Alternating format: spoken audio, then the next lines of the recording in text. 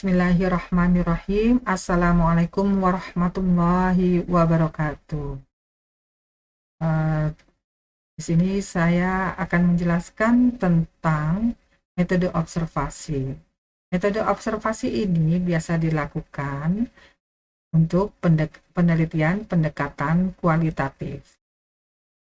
Metode observasi juga sangat berbeda dengan survei. Kalau survei itu untuk penelitian kuantitatif. Apa bedanya? Nah, kalau observasi itu pengamatan. Kalau survei itu hanya penginderaan saja. Meskipun di dalam observasi dia juga menggunakan panca indera, ya penginderaan juga. Tetapi yang membedakannya dengan survei adalah perhatiannya. Kalau survei itu perhatiannya tidak ada, ya. Dia hanya penginderaan saja. Tetapi observasi itu ada perhatiannya, ya. Nah, oleh karena itu di dalam penelitian survei atau kuantitatif, ketika peneliti akan mengumpulkan data, dia menggunakan kuesioner. Ketika mengumpulkan kuesioner pun, dia tidak peduli dengan reaksi dari respondennya, apakah mengisinya dengan kesal atau dengan senang hati atau marah-marah atau sedih dan lain sebagainya atau tidak peduli gitu ya. Nah, itu peneliti tidak peduli dengan kondisi yang ada pada diri responden. Ya, karena tidak ada perhatiannya. Dia hanya menangkap bahwa si A mengisi kuesioner, itu saja. Ya, bagaimana mengisinya dia tidak peduli. Tetapi kalau observasi itu ada perhatiannya. Jadi ketika ada reaksi-reaksi, dia perhatikan betul bagaimana mimik wajahnya pada saat pengisian, bagaimana tingkah lakunya, bagaimana bahasa verbalnya, bahasa non-verbalnya, gitu ya. Itu menjadi perhatian dia. Kemudian nanti kita akan mempelajari tentang pengertian metode observasi, macam-macam observasi, teknik pencatatan data, dan tahapan observasi. Tahapan observasi ini akan dijelaskan pada video berikutnya. Kemudian, metode observasi merupakan teknik untuk menambah kecermatan dengan pengamatan, seperti menggunakan stopwatch, daftar cek, dan seterusnya. Saat ini HP pun juga bisa digunakan karena HP sekarang sudah canggih-canggih untuk merekam baik audio maupun visualnya. Nah, selain itu juga bisa digunakan handycam, ya, tape recorder itu juga bisa digunakan. Ya. Kemudian aspek yang dapat diamati adalah segala sesuatu yang dapat ditangkap oleh panca indera, segala sesuatu yang dapat dilihat atau fenomena kejadian yang bisa ditangkap oleh mata, kemudian yang dapat didengar yaitu berupa suara, ya, kemudian yang dapat diraba atau yang tersentuh, ya, yaitu melalui sentuhan. Entah sentuhannya itu dari kulit ke kulit atau udara ke kulit. Kalau udara ke kulit misalnya cuaca, ya. Kalau kulit kita itu tersentuh oleh hawa, ya, sehingga kita akan merasakan dingin, panas, gitu ya, sejuk dan lain sebagainya. Kemudian apa yang dikecap? Dikecap ini apa yang dirasakan di lidah, ya. Yaitu rasa manis, rasa asin, rasa kecut, rasa pedas, rasa asam dan lain sebagainya. Kemudian apa yang dihirup atau dibauin oleh hidung kita, ya. Entah itu bau wangi, bau sangit itu bau masakan yang gosong, kemudian bau sampah, ya, dan seterusnya. Nah, kemudian menurut Brock, hal lain yang bisa diamati adalah sifat pribadi atau interaksi verbal atau aktivitas atau pengaturan atau keahlian profesional. Sarana yang digunakan adalah afektif, kognitif, dan sosiologis. Ini tambahannya, ya, dari apa yang bisa diamati. Kemudian macam-macam observasi. Macam-macam observasi ini ada 4. Yang pertama yaitu observasi terbuka. Apabila observer mengamati dengan mencatat atau merekam segala apa yang terjadi.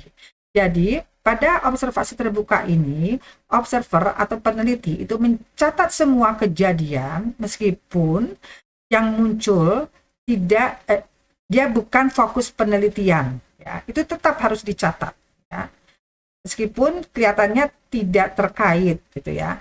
Padahal ketika kita analisis data, terkadang yang muncul yang bukan dari fokus penelitian terkadang bisa dijadikan pisau analisis. Misalnya ketika muncul, misalnya kita meneliti tentang perilaku agresif pada anak.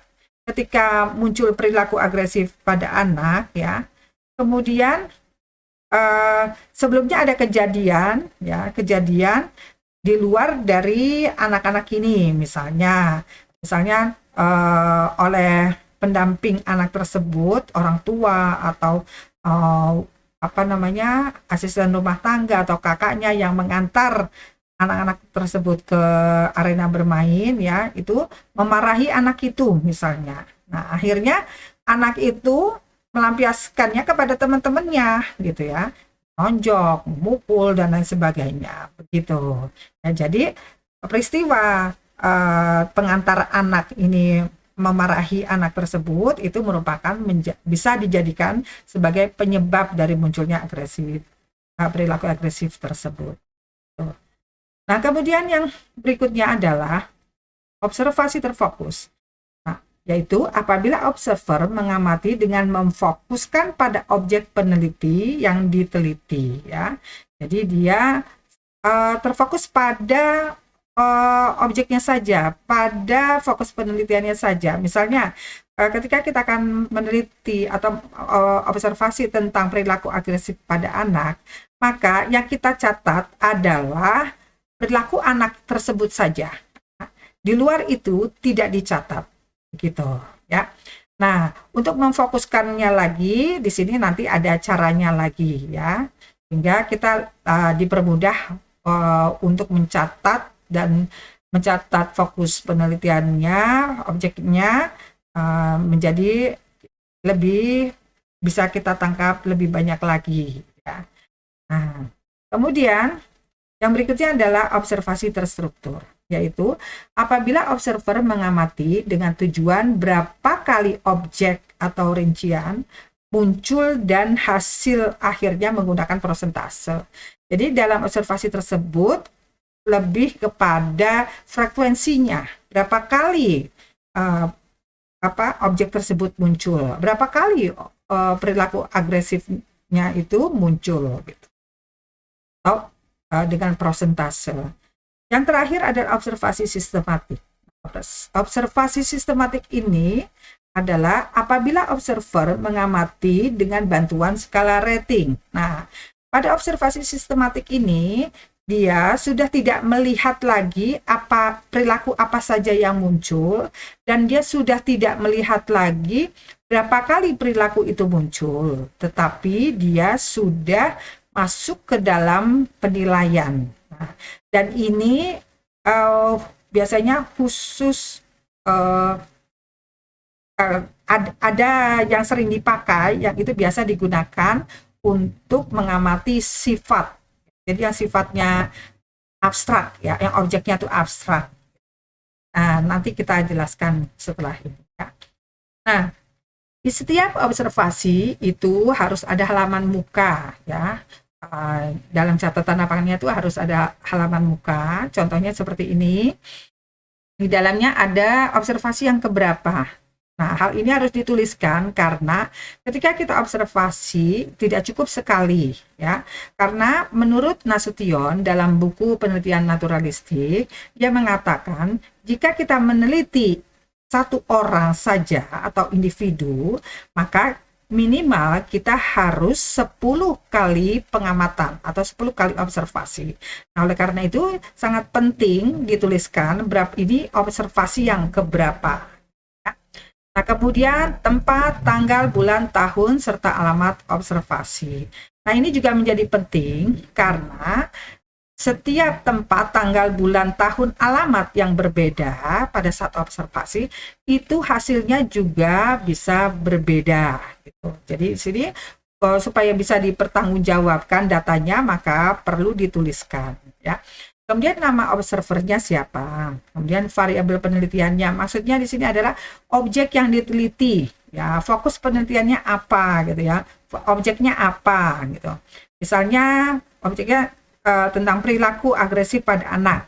Oke. Kemudian nama kelompok yang diobservasi atau nama individu. Jika penelitiannya kelompok, maka kan tulis nama kelompoknya. Misalnya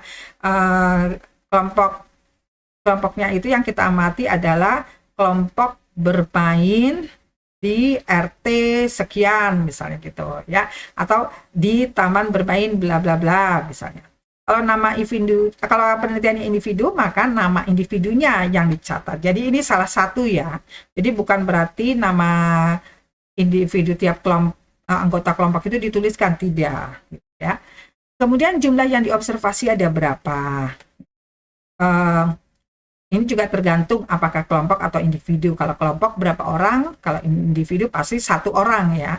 Usianya, ya usianya kalau yang kelompok itu kisaran berapa? Ya, jika memang kelompoknya ini sangat beragam usianya, maka berikan rentang, misalnya balita sampai dengan remaja akhir, atau dituliskan dengan rentang dengan angka boleh, usianya misalnya dari 5 tahun sampai kalau remaja akhir sekitar misalnya 19 tahun atau 18 tahun ya, itu masih remaja sebetulnya, remaja akhir.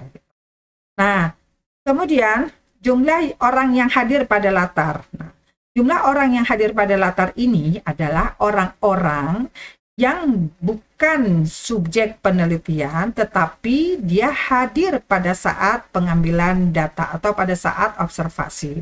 Misalnya, kalau tadi di taman bermain, maka kita bisa prediksikan kira-kira selain anak-anak, maka siapa lagi yang muncul. Ya. Nah, kita prediksikan misalnya orang-orang yang mengantar anak tersebut. Misalnya, orang tua atau asisten rumah tangga atau kakaknya dan lain sebagainya gitu ya, itu perlu dituliskan. Nah, kemudian waktu mulainya dari jam berapa, waktu akhir sampai jam berapa, lalu metode observasinya apa ya, apakah terbuka, apa terfokus, apa terstruktur, apa sistematik. Kemudian catatan lapangannya apa yang digunakan? Karena tiap metode observasi itu memiliki banyak sekali catatan lapangan ya. Tetapi tadi yang saya contohkan, nanti yang akan saya contohkan adalah catatan lapangan yang sering dan biasa dilakukan pada masing-masing metode observasi tersebut.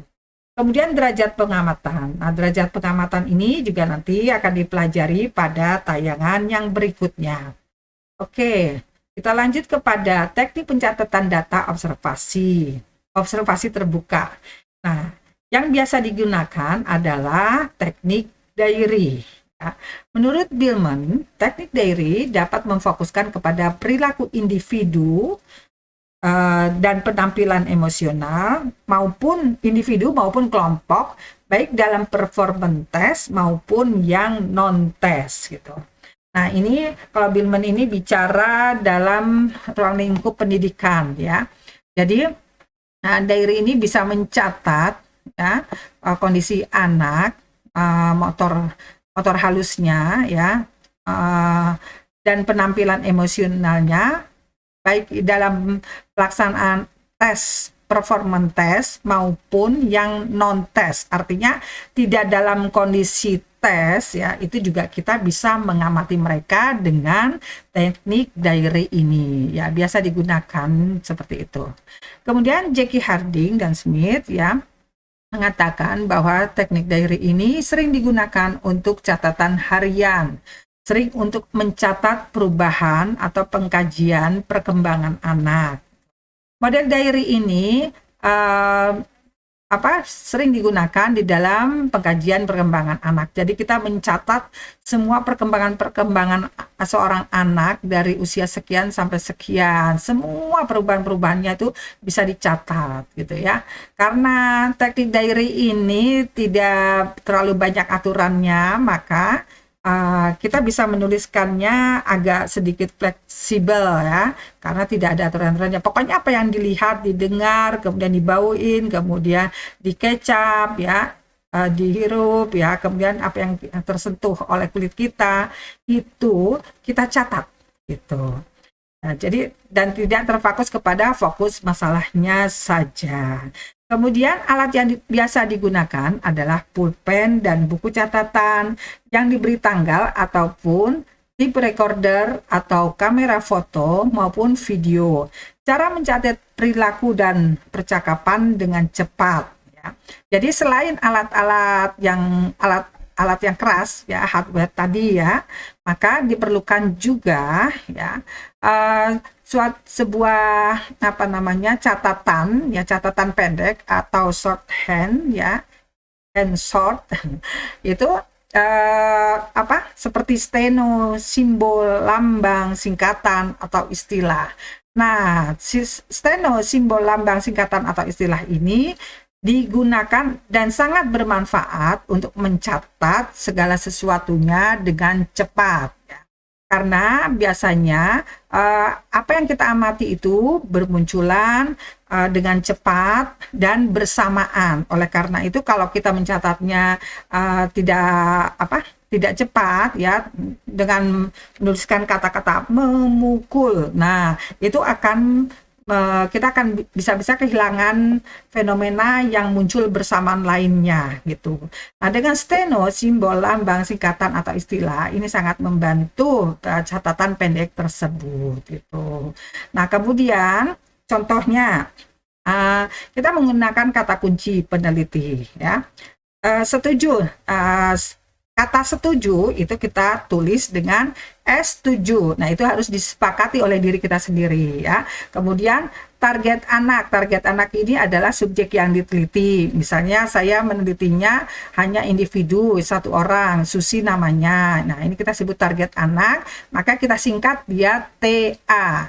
Kemudian kita prediksi lagi siapa yang kira-kira muncul di dalam situasi observasi. Misalnya teman-temannya Susi, maka kita tulis T gitu.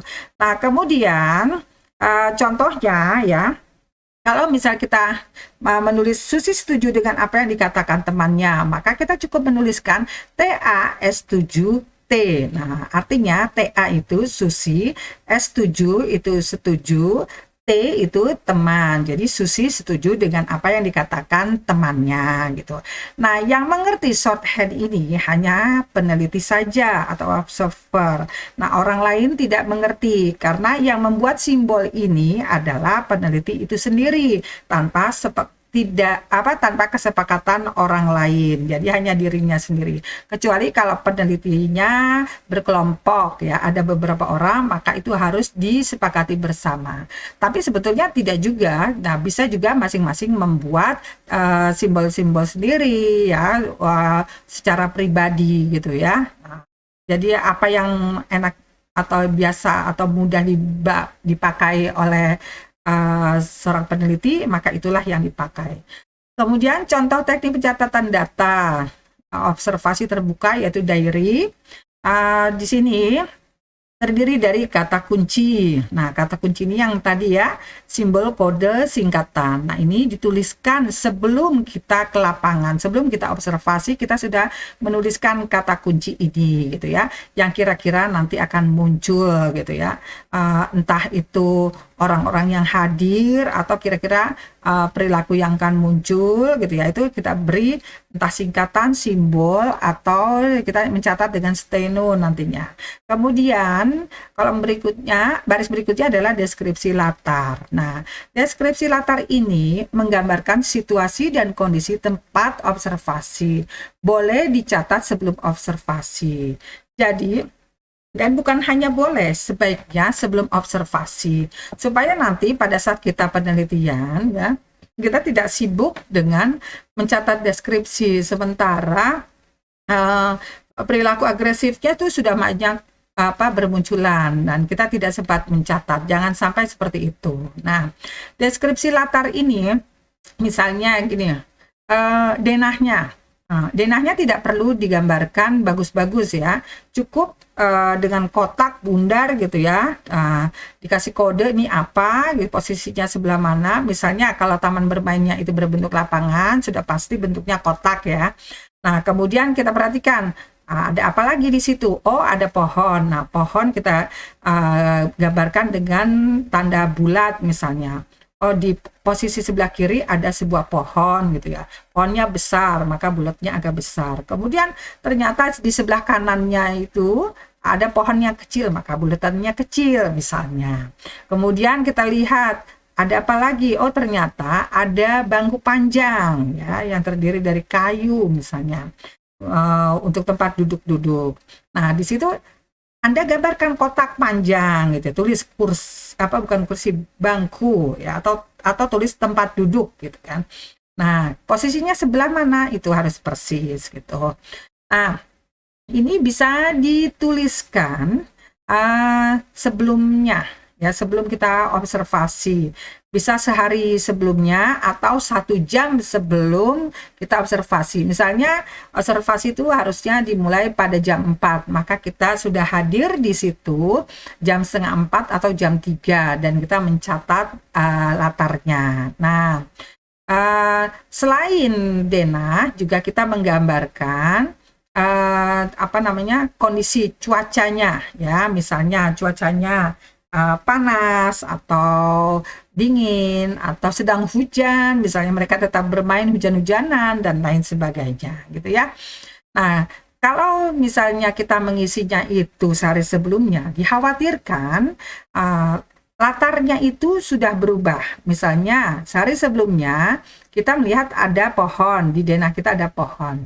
Pada saat hari hanya ternyata pohonnya sudah ditebang. Nah, itu akan berubah latarnya. Atau sehari sebelumnya suasananya terang, ya bagus. Kemudian pada saat observasi ternyata cuaca mendung. Nah, itu kan menjadi berubah gitu ya. Jadi sebaiknya sejam sebelumnya atau 30 menit atau setengah jam sebelumnya. Setelah itu ada catatan kasar. Nah, kalau tadi kan kata kunci saja ya, simbol-simbol kode gitu ya. T sama dengan teman, misal TA target anak atau siapa namanya sebutkan itu. Kemudian kalau pengantar kita tulis misalnya PN misalnya dan seterusnya ya, rumusnya gitu ya, kata kuncinya. Nah, catatan kasar ini sudah masuk ke dalam catatan dari apa yang kita observasi gitu ya. Catatan saat observasi yang biasanya masih acak-acakan. Nah, catatan kasar ini acak-acakan ya. Nah, kenapa? Ya, karena segala sesuatu yang bermunculan, terutama perilaku agresif pada anak, itu berlangsung dengan cepat, ya bahkan bersamaan dengan jumlah yang banyak, gitu ya. Nah, jadi ini biasanya peneliti akan acak-acakan, gitu ya, mencatatnya.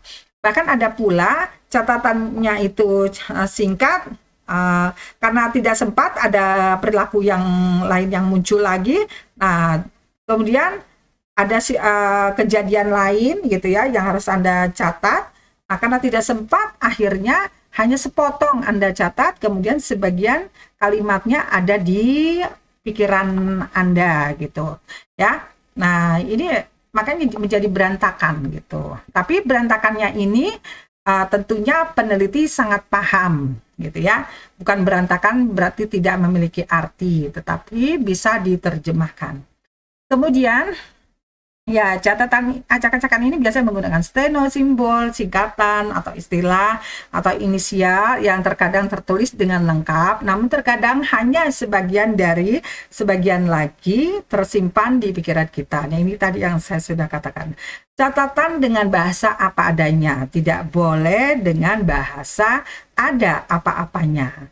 Sesuatu dengan apa yang ditangkap dengan panca indera, apa yang dilihat, apa yang didengar, apa yang dihirup, apa yang dikecap, apa yang disentuh gitu ya, atau diraba. Oke. Kemudian baris bawahnya adalah catatan lapangan. Nah, catatan lapangan ini merupakan kalimat-kalimat dia fungsinya sebagai terjemah dari catatan kasar yang berantakan tadi. Jadi dirapihkan dengan kata-kata yang lebih baik, dengan kalimat yang lebih baik. Sudah tidak berupa simbol, tidak berupa singkatan, tidak berupa bahasa steno gitu ya. Jadi sudah bahasanya sudah sempurna gitu. Tetapi sekali lagi tidak boleh ada unsur kata-kata yang subjektif atau kata-kata yang sudah masuk kepada penilaian peneliti terhadap fenomena yang terjadi, itu tidak dibolehkan gitu, atau kesan-kesan dari peneliti ya. Jadi dia cukup menerjemahkan ya, merapikan apa yang ada dalam catatan kasar tadi gitu. Nah, kemudian interpretasi peneliti. Nah, dari catatan lapangan tadi yang berupa kalimat yang menerjemahkan catatan kasar tadi ya, diinterpretasikan oleh peneliti. Nah, disinilah bahasa kesan, bahasa penilaian, subjektif sudah boleh masuk ke dalam catatan interpretasi peneliti dengan syarat kesan atau penilaian tersebut berdasarkan data yang ada pada catatan lapangan yang berisi tentang menerjemahkan atau merapikan apa yang ada dalam catatan kasar tadi gitu.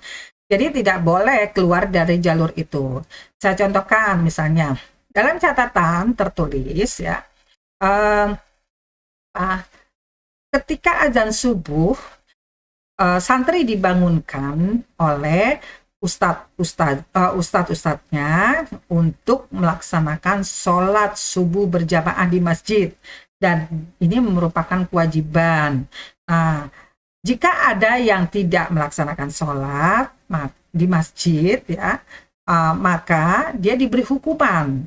Entah itu hukumannya itu menghafal Al-Quran, atau membersihkan kamar mandi ya, atau dia harus menuliskan kata-kata Arab sebanyak 100 kali misalnya, dan seterusnya gitu. Nah, di situ tidak ada kata-kata kesan bahwa penelitian pembelajaran di pondok pesantren tersebut sangatlah bagus. Nah, itu tidak boleh kalau dalam catatan lapangan. Jadi cukup apa yang dilihat saja, didengar, dihirup, disentuh gitu. Nah, kemudian kalau diinterpretasi, kita boleh menggunakan bahasa kesan, bahasa ada apa-apanya, atau bahasa subjektif, atau bahasa penilaian tadi ya. Jadi kita boleh mengatakan pendidikan di pondok pesantren bla bla bla sangat bagus karena mereka diterapkan kedisiplinan gitu ya. Jadi kedisiplinan untuk melaksanakan sholat subuh di masjid. Nah, bahasa interpretasi, bahasa penilaian tadi ada dalam sangat bagus, kemudian kedisiplinan. Nah, itu sudah bahasa interpretasi peneliti gitu ya. Nah, kemudian masuk kepada baris kesimpulan. Nah, pada kesimpulan ini ya kita sudah mengambil kesimpulan ya, atau kesimpulan dari objek yang kita teliti. Objeknya tadi adalah perilaku agresif pada anak ya. Kesimpulan dari perilaku agresif pada anak itu kan ada variasinya ya. Variasinya apakah agresif, tidak agresif gitu kan, atau kalau mau dibagi menjadi 3 boleh, agresifnya sedang misalnya ya, atau agresifnya itu mayoritas melakukan perilaku agresif, atau tidak mayoritas gitu ya, minim atau maksimal gitu ya, dan seterusnya. Nah, disinilah kita harus membuat kesimpulan pada setiap catatan observasi yang 1 kali gitu. Jadi satu catatan observasi itu hanya berlaku untuk satu kali observasi gitu ya. Jadi kalau Anda melakukan observasi sebanyak 10 kali, maka catatan datanya harus ada 10 dan kesimpulannya harus ada di tiap-tiap pencatatan data. Nah, baru nanti ketika selesai observasinya dan kita akan menuangkannya pada bab analisa data, maka kita bisa mengambil kesimpulan dari kesimpulan dari tiap-tiap pencatatan data tadi ya. Nah, di situ kita ambil kesimpulannya secara keseluruhan gitu. Nah, selanjutnya adalah teknik pencatatan data observasi terfokus ya.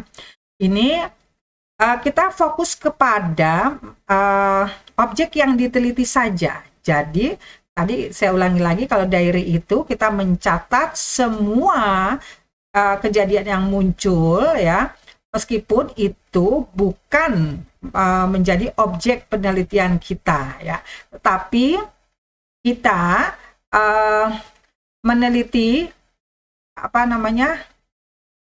fokus kepada apa yang menjadi objek penelitian kita saja kalau untuk teknik pencatatan data observasi terfokus. Nah, supaya terfokus, maka biasanya digunakan teknik time sampling.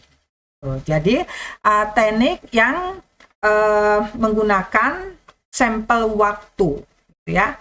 Jadi, kalau yang terbuka tadi, dia mencatat sesuai dengan waktu terjadinya fenomena yang akan diteliti gitu. Misalnya tadi anak-anak bermain biasanya dari jam 3:30 sampai jam 6. Maka kalau observasi terbuka dengan diary, maka peneliti itu harus mencatat dari jam 3:30 sampai jam 6 begitu. Tetapi untuk teknik pencatatan data observasi terfokus ya, tidak perlu mencatat dari jam 3:30 sampai jam 6. Ya, karena dia cukup mengambil sampel waktu saja. Jadi perwakilan waktu dari populasi waktu ya. Bukan populasi responden tapi populasi waktu gitu. Nah, kemudian contohnya ya menurut Jackie Harding ya, teknik pencatatan data dalam interval waktu tertentu berguna untuk memfokuskan kepada perilaku seseorang ya. Kemudian menurut Billman untuk teknik pencatatan data observasi terfokus atau teknik time sampling ini digunakan untuk mengatur pengambilan data pada sampel dengan membuat bagan dengan unit waktu gitu ya. Nah, kalau yang Jackie Harding ini contohnya gini. Kita akan meneliti tadi perilaku anak-anak di taman bermain. Nah, mereka biasanya bermain dari jam 3:30 sampai jam 6. Tetapi kalau di teknik time sampling ini, kita tidak perlu mencatat dari 3:30 sampai jam 6 seperti yang dilakukan pada observasi terbuka. Kita cukup mencatatnya dengan pengambilan sampel waktu saja. Misalnya setengah jam di awal, setengah jam di tengah-tengah, setengah jam di akhir. Mengapa demikian? Karena barangkali setengah jam di awal, karena masih pertama kali, apakah mereka belum bermunculan perilaku agresifnya karena masih adaptasi dengan teman-teman yang baru datang di situ gitu ya. Karena mereka adaptasi lah sama teman-teman yang lain gitu ya. Nah, atau bisa juga kita pengen tahu, jangan-jangan kalau anak-anak itu meskipun tidak kenal, yang penting dia melihat suasana orang di situ, banyak orang yang bermain, banyak yang bersenda gurau dan lain sebagainya. Kemudian dia terpancing untuk meskipun baru datang ya, bisa saja terpancing dia langsung melakukan perilaku agresif gitu ya. Nah, kemudian yang di tengah-tengah, sampel waktu di tengah-tengah, kita akan melihat ya, apakah setelah dalam jangka waktu tengah-tengah itu dengan adaptasi yang sudah cukup, apakah perilaku agresifnya makin tinggi atau bisa juga sama saja, bisa juga mungkin menurun gitu kan. Menurun mungkin juga karena apa? Saking banyaknya orang, kita juga nggak tahu ya, bahwa mungkin anak-anak ini jadinya karena banyak orang, jadi ada rasa risih atau apa bingung dia karena banyak orang, terus kemudian banyak yang melakukan berbagai macam hal ya dari sebuah perilaku gitu ya. Jadi dia seperti bingung, bisa aja seperti itu. Nah, kemudian sampel yang terakhir ya kita ingin melihat ketika mereka sudah bermain dari sekian jam, kemudian di akhir, apakah mereka tetap melakukan perilaku agresif yang sama di sebelum-sebelumnya, ataukah memang mereka ini sudah bosan atau sudah capek sehingga agak menurun gitu, atau sama saja, atau bisa jadi makin meningkat gitu ya, karena semakin banyak orang dia semakin semangat, jadi semakin ingin bermain, karena masa anak-anak itu sebetulnya kan dia masa bermain ya, jadi makanya anak-anak itu biasanya kan nggak bisa diem gitu ya. Nah, maka seringkali perilaku agresifnya itu bermunculan gitu ya. Nah, di sini saya akan mencontohkan teknik pencatatan data observasi terfokus ya, tadi teknik time sampling. Nah, tadi kan teknik time sampling dengan sistem pembagian setengah jam di awal, setengah jam di tengah, setengah jam di akhir ya. Dan itu tidak ada format khusus gitu ya. Kitanya saja yang membagi sendiri. Nah, ini ada lagi tapi dia lebih terfokus lagi. Dia punya format sendiri ya. Teknik time sampling ini yaitu sistem Flanders System Interaction Analysis ya. Nah, di sini contohnya seperti ini. Di baris pertama ini ada angka 1 sampai 10. Nah, ini adalah pembagian waktunya ya. Tiap kolom ini ya yang ada angka-angkanya ini 1 2 3 4 5 6 7 8 9 10, kemudian 1 2 3 4 5 6 7 8 9 10 dan seterusnya yang ada angka-angkanya itu pengamatan yang dilakukan per 3 menit. Jadi setiap kolom yang ada angkanya ini adalah pembagian waktu pengamatan per 3 menit gitu. Ya. Nah, kemudian yang kosong ini sebetulnya sigma ya. Ini adalah tempat pengisian jumlah dari tiap-tiap perilaku. Misalnya mengajar ada berapa kali, nah diisi di sini ya. Nah, ini kolom ini ya itu memakan waktu 15 menit. Jadi di sini peneliti beristirahat gitu ya. Dia boleh tidak mencatat gitu ya. Dia istirahat selama 15 menit. Jadi sampelnya seperti ini, sampel waktunya ya. Nah, kemudian setelah 15 menit istirahat lalu mulai lagi observasi ya, sama seperti sebelumnya. Kolom-kolom yang ada angkanya ini ya adalah pengamatan per 3 menit ya. Kemudian ini istirahat 15 menit, kemudian ini per 3 menit lagi sampai 10 kali, lalu ini istirahat dan selesai gitu ya.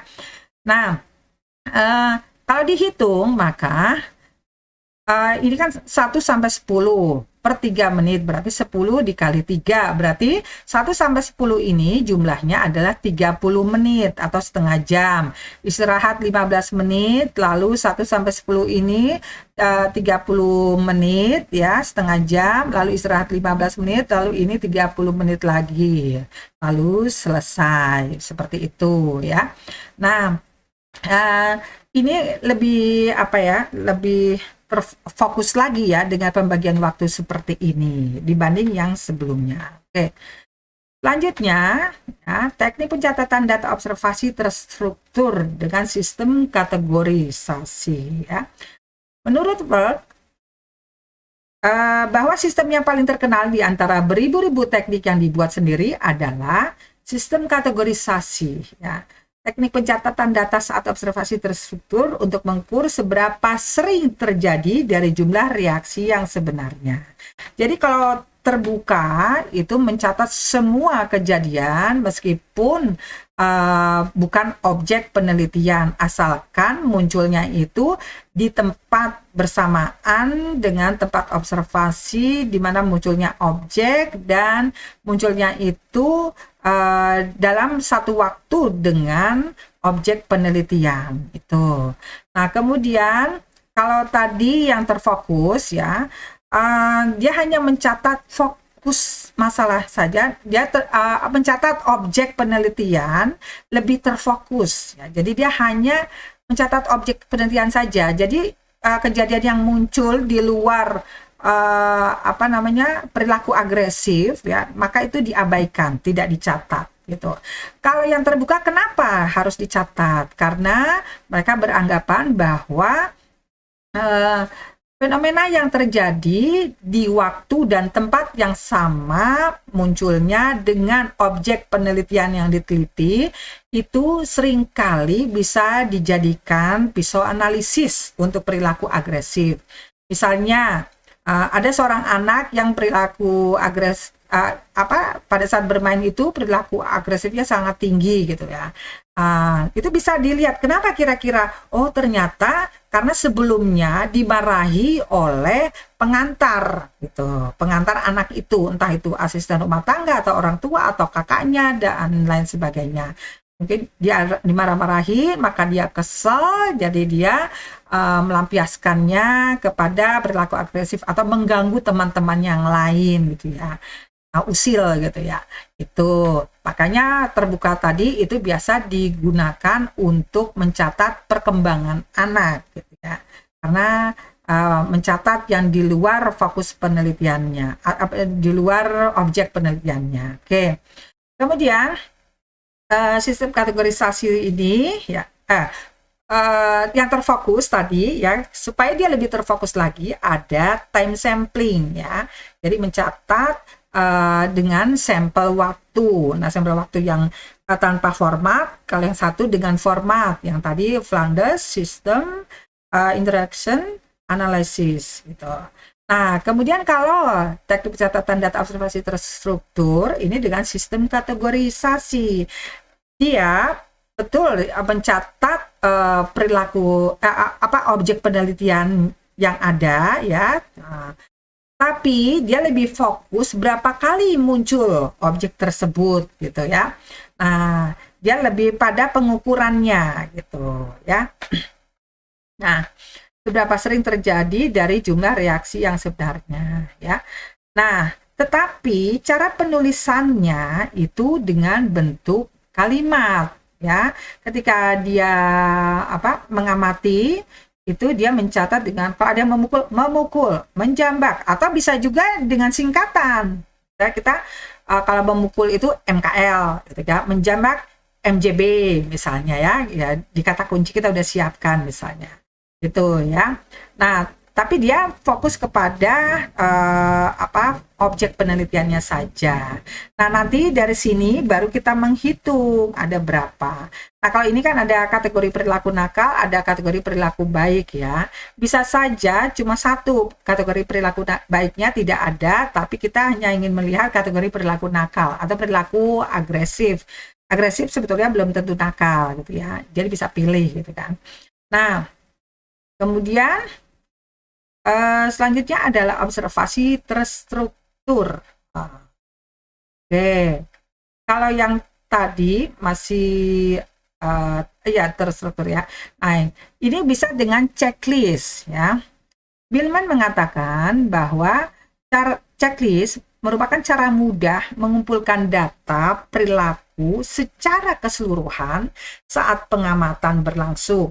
Bagi guru untuk mengidentifikasi mana murid yang sudah dan belum sempurna dalam menyelesaikan tugas sehingga dapat diberikan tugas khusus bagi yang belum sempurna. Artinya guru itu bisa menggunakan checklist untuk mengidentifikasi mana murid yang sudah dan belum sempurna dalam menyelesaikan tugasnya gitu ya. Nah, di sini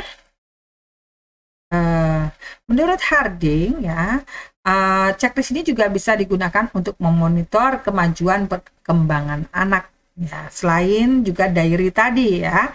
Nah, ini juga bisa ya. Tetapi cara checklist ini jauh lebih mudah ketimbang metode catatan lapangan yang ada pada observasi sebelumnya, yaitu terfokus ya. Nah, kemudian bagaimana caranya? Contohnya, oh ya ini masih apa pengertian ya. Menurut Christine ya, checklist itu bisa digunakan untuk menilai anak pada hari tertentu dalam periode lama untuk semua anak, dikhususkan pada satu area perkembangan atau perilaku anak, atau lebih umum mencakup semua area. Oke. Nah, kita lihat saja contohnya untuk lebih jelas lagi. Nah, di sini kita sudah mempersiapkan perilaku agresif yang akan muncul. Kita sudah prediksi lah kira-kira perilaku agresif apa yang akan muncul. Ya, kita prediksikan misalnya ada memukul, menendang, menyubit, menjambak, mendorong, menonjok, menyeret, dan lain sebagainya. Nah, tapi harus disiapkan, harus disediakan ya beberapa baris khusus yang kosong ya, dikhawatirkan ada perilaku agresif lain di luar prediksi kita. Nah, ketika perilaku itu muncul, maka kita cukup memberikan tanda checklist atau tali ya, tali itu kita kasih garis lurus dari atas ke bawah gitu ya. Misalnya memukul muncul ya, kita kasih garis satu dari atas ke bawah. Kemudian menyubit muncul, kita garis tali satu, kemudian memukul lagi, kita garis lagi sehingga menjadi 2. Kemudian kalau sudah 5, maka baris kalau tali itu dari atas ke bawah sebanyak 4, lalu yang kelimanya kita beri garis diagonal miringnya dari atas ke bawah, maka berarti itu sudah 5 kali gitu, dan seterusnya. Untuk yang keenam kita mulai garis lurus lagi gitu ya, kemudian nanti dijumlahkan lalu dipresentasikan, presentase. Oke. Kemudian teknik pencatatan data observasi sistematik ya menggunakan rating scale dan FSIA. FSIA ini masuk lagi ya di dalam catatan observasi sistematik. Kenapa? Ya tergantung dari aspek apa yang bisa digunakan gitu ya. Nah, kemudian teknik pencatatan data observasi sistematik ya dengan rating scale itu teknik pencatatan data observasi sistematik dapat digunakan untuk mengukur derajat sesuatu ya. Kemudian teknik yang sering digunakan pada observasi sistematik adalah rating scale dan Flanders System Interaction Analysis ya. Kemudian ada juga jika dilihat dari segi pengukurannya, Flanders ini termasuk ke dalam teknik pencatatan data observasi sistematik. Namun, jika dilihat dari bagaimana cara mencatatnya, maka sistem Flanders ini masuk ke dalam teknik pencatatan data observasi terfokus. Kemudian, teknik pencatatan data observasi sistematik dengan rating scale, ya. Nah, rating scale itu ditulis di tengah-tengahnya itu ada skala ya, skala pencatatan data, yaitu biasanya ditulis dari 1 sampai 5, 1 2 3 4 5 gitu ya. Itu ciri khasnya. Kemudian memfokuskan lebih kepada sifat-sifat nyata. Jadi kalau sistematik ini biasanya digunakannya untuk sifat ya, jadi yang abstrak, yang kejiwaan, jadi bukan perilaku. Kalau perilaku itu menggunakan diary atau observasi terbuka, observasi terfokus, observasi terstruktur ya. Kalau untuk sistematik ini biasanya untuk mengamati sifat. Nah, kemudian menurut Billman, metode ini dapat menginformasikan ketentuan perilaku yang memenuhi skala sekian sampai sekian ya. Nah, biasanya memang lebih kepada sifat-sifat nyata, tetapi juga bisa digunakan untuk mengamati perilaku dengan penskalaan. Ya. Nanti kita lihat contohnya ya. Nah, ini contohnya ya. Rating scale ya. Di sini, nah di sini ada penskalaan ya, 1, 2, 3, 4, 5 ya. Jadi kalau sebelumnya kita mencatat objek yang muncul apa saja, kemudian kalau yang terstruktur sudah masuk kepada berapa kali objek itu muncul ya. Tapi kalau observasi sistematik ini yang rating scale ya, ini bukan berapa kali muncul, tetapi lebih kepada kualitasnya ya. Nah, kalau misal kita meneliti tentang marah, marah saat menjadi fasilitator misalnya, ya, kaitannya dengan profesi, maka ya kita bisa melihat dan menilai, langsung menilai ya, apakah marahnya sedikit, gitu ya.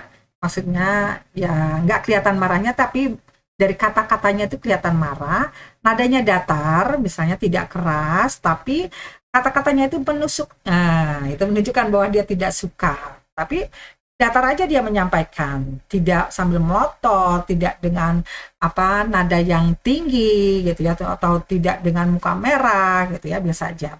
Nah, kemudian agak marah. Nah, di sini nadanya agak tinggi gitu ya, belum tinggi banget tetapi agak tinggi misalnya, atau bisa juga diiringi dengan agak melotot dikit misalnya gitu dan lain sebagainya. Terus marah yang wajar ya, ya marahnya masih wajar caranya gitu ya.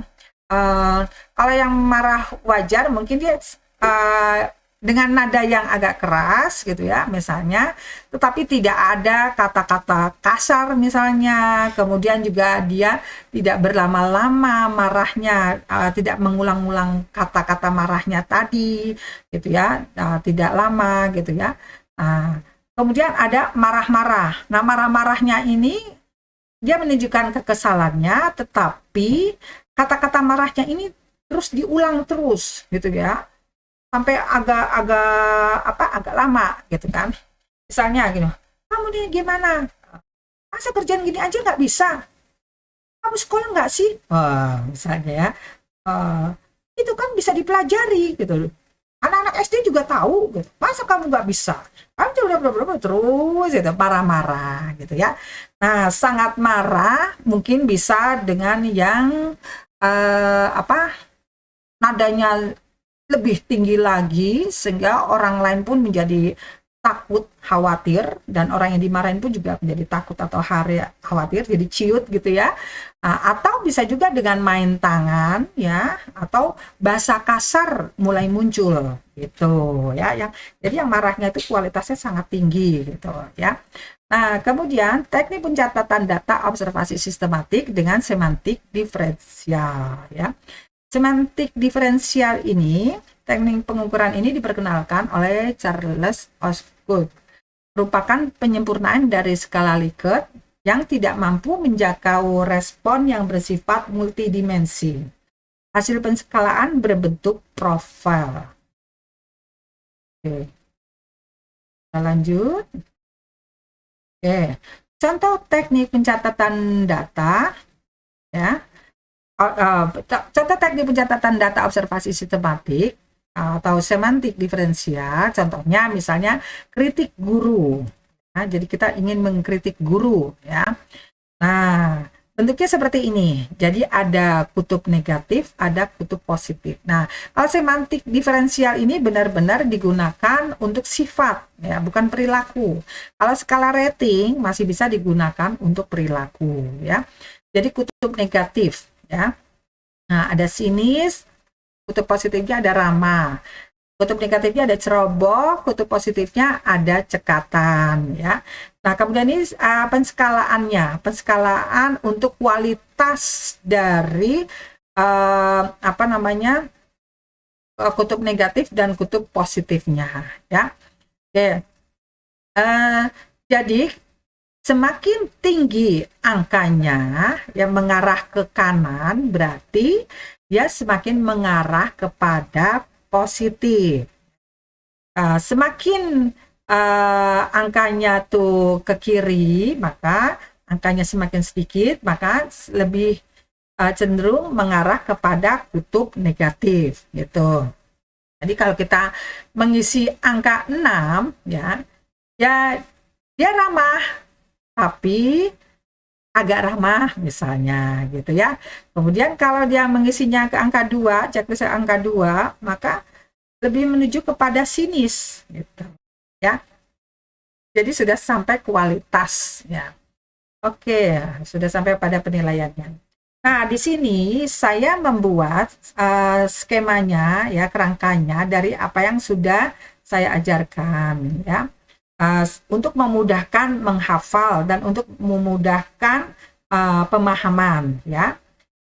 Jadi kalau kita belajar biasakan membuat seperti ini. Jadi kita tahu posisinya di mana sih. Nanti kita akan terus teringat, oh catatan lapangan diary itu merupakan catatan dari metode observasi terbuka. Oh, kalau catatan lapangan teknik time sampling itu observasi terfokus. Itu mudah untuk merekam. Kita mudah untuk menghafalnya. Oke. Di sini ada macam metode observasi ya. Jadi ada observasi terbuka, observasi terfokus, observasi terstruktur, observasi sistematik. Observasi terbuka, catatan lapangannya diary, yang kedua dan lain-lain terserah itu ya. Nah, kemudian observasi terfokus, catatan lapangannya adalah teknik time sampling. Kemudian catatan lapangan time sampling pada system interaction analysis. Kemudian observasi terstruktur, catatan lapangannya sistem kategori, ada juga catatan lapangan checklist. Observasi sistematik, yaitu catatan lapangannya ada rating scale, kemudian ada juga catatan lapangannya adalah semantik diferensial. Itu saja yang bisa saya sampaikan. Semoga bermanfaat dan bisa membantu Anda semua di dalam melakukan penelitian kualitatif, yaitu dengan metode observasi. Cukup sekian, sampai jumpa pada tayangan yang berikutnya. Saya mohon maaf jika ada salah-salah kata. Wabillahi taufiq wal hidayah. Wal afwa minkum. Wassalamualaikum warahmatullahi wabarakatuh.